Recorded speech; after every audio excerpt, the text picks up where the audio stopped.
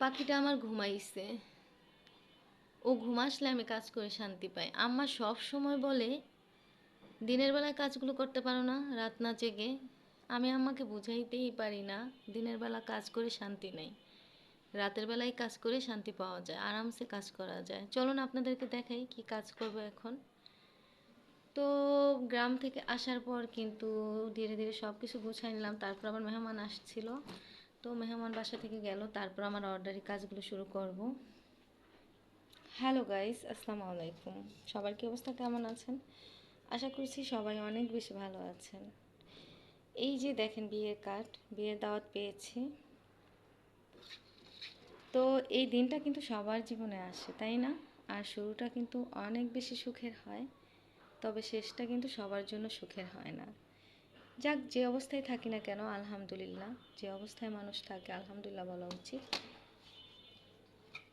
এই যে আমার পাখিটার মামপটটা আমি ক্লিন করে তারপর পানি ভরে রাখবো, সকালবেলা ও পড়তে যাবে। আর এই যে দেখেন আমার এখানে ব্যাগ ট্যাগ দিয়ে একদম ভরা। আসলে যারা অর্ডারি কাজগুলো করে, বিশেষ করে কাপড়ের যে কাজগুলো করে, তাদের ঘর তো আপনি এলোমেলো দেখবেনই, একদম গোছানো থাকবে না। তো এই যে দেখেন, আমি আপনাদেরকে দেখাই। এই যে দেখেন, এগুলো আনছি। অর্ডারি কাজ আছে অনেকগুলো, বাচ্চাদের জামার, তারপর হচ্ছে বোরকার কাজ। তো ওইগুলোর কাজ এখন শুরু করব। মেহমান বাসায় থাকলে কিন্তু কাজ করা যায় না, আর আমি দিনের বেলায় কাজ করে শান্তি পাই না, তাই রাতের বেলায় শান্তিতে কাজগুলো আমি করি। তো এই যে দেখেন, আমি সবসময় কিন্তু আপনাদেরকে বলি, আপনাদেরও যদি কিছু একটা করতে ইচ্ছে হয় যে আপনারা ঘরে বসে আয় করবেন, তাহলে যার যেই অভিজ্ঞতা আছে সেটা দিয়ে কিন্তু আপনারা শুরু করে দিতে পারেন। আলহামদুলিল্লাহ, ধৈর্য ধরে করলে অবশ্যই ভালো কিছু হবে। আর এমনটা ভাববেন না যে আপনার চলার মতো পথ আছে, কি দরকার। যদি কারো ইচ্ছে হয় যে আমি নিজের টাকায় চলবো, তাহলে সেই কিন্তু এই কাজটা করতে পারেন।